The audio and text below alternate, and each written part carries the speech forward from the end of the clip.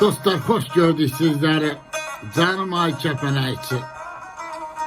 Şairlər yurdu, aşklar yurdu, ziyalılar yurdu olan güzel Kəpənəkçimin qürbətdə yaşayan oğlu dostumuz Teymur Budaqovya yaradıcılığından dört bətlik bir şiir paylaşıram benim özlerim. Teymur Bey yazır ki, başımı koyduğum dizinin üstə anamın laylası düşüp yadıma. Gürbət sarsıdıbdı kef əhvalımı, Borçalı obası düşüp yadıma.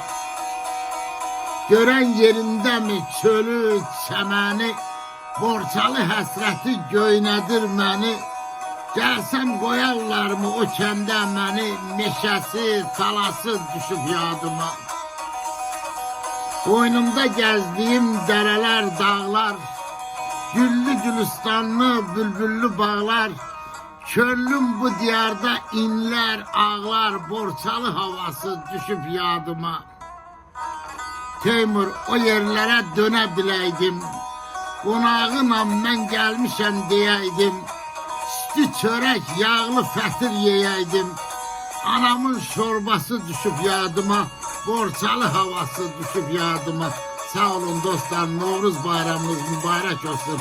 Aziz xalqım, var olun.